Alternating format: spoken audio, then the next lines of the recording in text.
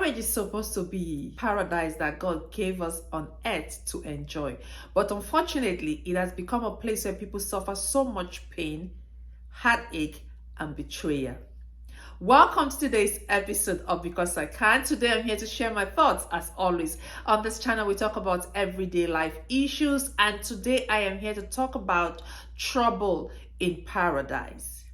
Marriage is supposed to be your paradise, and today there's so much trouble in that paradise that God has given to us. For some reason, I just believe that couples do not know what it means when you say for better, for worse. For better, for worse means that me and you as a team, we are going to face the wall. No matter what comes our way, we are going to face it together as one.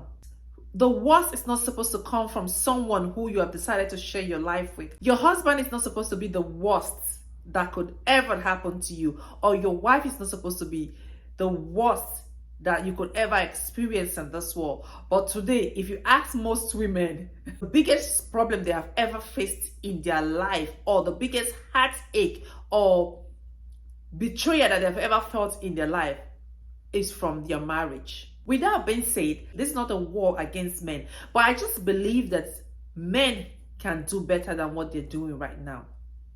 And women can also do better, or we should have a good understanding of what marriage truly means.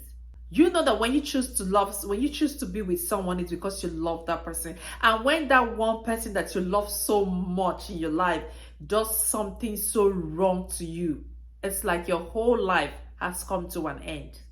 But I have come to discuss some of the problems that I feel that if we have addressed earlier, some of the things that we experience in marriage will not come as a shock, or we will be well prepared for it. First, spend the first years of your married life trying to know each other, if you haven't done that already during courtship. Most times we are so carried away, oh, we have butterflies in our stomach. I don't even know what that butterfly feelings look like. I don't know whether it's a feeling of when you think about the person, you smile to yourself. I don't know whether that's what you guys call butterflies. But marriage is, it's a serious business. Take your time to know your husband. Take your time to know your wife. When I say take your time to know your wife or take your time to know your partner, it's not about what are your best colors, what are your best food, because eventually you're going to know what his best colors and best food is. When I talk about studying your spouse, I'm talking about what are his level of maturity, what are her level of maturity, how responsible is that person that you are just decided to spend the rest of your life with. How does that person handle pressure? How do that person handle dispute between you and him? Sometimes once in a while, create an issue and see how, I'm not saying you should be toxic, but just to know how the person handle issue. How well do the person take heat? Or he's someone who just bounce out of the kitchen when the heat is too much. We all need a man, we all need a woman who is responsible and matured enough to handle the issues of marriage. Love is a very beautiful thing, but it can turn sour so quick if you don't start your marriage with wisdom. I'm not against love, but I'm just saying that do not be carried away by, oh, breakfast in bed. Oh, you're carried away by all the things that are not so important, like the gifts and the outings, and everybody's hiding who they truly are. Everybody's hiding their faults and inadequacies. Studying your partner, it's really important. If you have been married for 5 to 10 years and your partner hasn't done something that you are thinking that, how did I end up with this man? Where did I find this man? The mother should come and take this man back, or where did I find this woman? The parents should come and take the lady back. Then I don't think you have really been married. But if you have studied the person well enough, some of those behaviors will not come as a shock. We talk about marriage. Like I said earlier, people really do not know what marriage. Two immature people decide to come together and say they are in love with each other. Love is not enough. We have all seen it. We have all experienced it. Love is not enough. We need more than love in any marriage to move it to the next level. Another thing, Make sure that there is no third party in your marriage. The both of you should come to an agreement that no matter what happened, you will never involve a third party in your issues. And for those of you who will have to take it all the way to your parents, you have just given your wife out, or you have just given your husband out. There's no need. And at a point where you are trying to relate those issues to those third parties, everybody wants to paint a perfect picture of themselves. So they're trying to throw the other person or the other party under the box. That is your wife. Remember that. And that's why I always encourage quarreling with love, or just know that that lady is your wife. Just know that that man is your husband. And because you are not going anywhere, there's no need for you to prove a point or who is a victim or who is not a victim. If you remember that you are going to still come back, then there'll be no need for you to escalate that issue. Try as much as possible not to involve third parties in your marriage. It never ends well. It has never ended well. And the second thing I'm going to talk about is standing in for your partner. Fighting for your partner. Even when your wife is outrightly wrong, you cannot join the world to cast her down. That is the time you're going to stand up for your wife or stand up for your husband. Then later in the bedroom, you can say whatever you want to say, show your disapproval, show your displeasure, show whatever you want to. But she is happy that you stood up for her. As a person, I will always want my husband to stand up for me, both in the presence of his family and my family. There's something that men don't know. That is when we test you for love and loyalty. I need you to protect me. I need you to give me that security. I need you to know that I have a shoulder to cry on. I need you to stand up for me. I need you to know, I need the world to know that you are a man who will not tolerate anything being said wrong against your wife or against your husband. And if everybody know you for that, people will stop bringing things that are not pleasant about your wife or your husband to you. But when they know that you are a man who will always not defend your wife, you will hear tales and you get tired of hearing tales.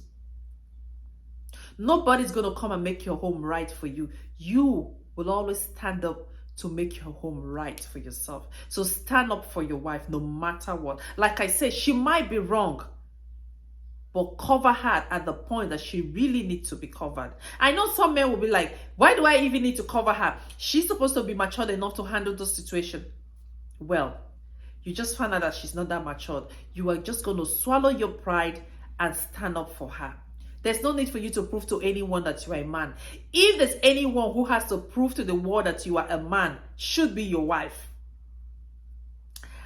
I don't know. I don't want people to take that wrongly, but for you to just talk down on your husband in the presence of your family or talk down on your wife in the presence of your family just to prove a point, there's no need. You don't need to prove a point to anybody. If there's anyone you need to prove a point to, is the both of you.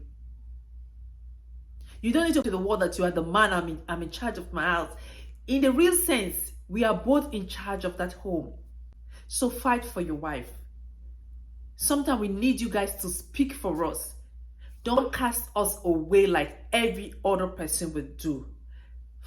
Stand in for us, whether we are wrong or whether we are right. That is when we really know whether you are for us or against us. Because when a woman is out there and she's having issues with her family and your family, and you join them to fight her in the presence of your family, it's like she's alone. And whenever someone is alone, that person will want to fight back to prove a point. So shield your wife, protect her, fight for her, stand in for her. She needs that. It brings a lot of comfort and joy to us. And if we were back in the room and you're trying to hold me, I would take it so well, because I saw how you downplay your pride and ego to stand in for me, even when you knew I was wrong, but yet you still stood up for me. Stand up for your wife.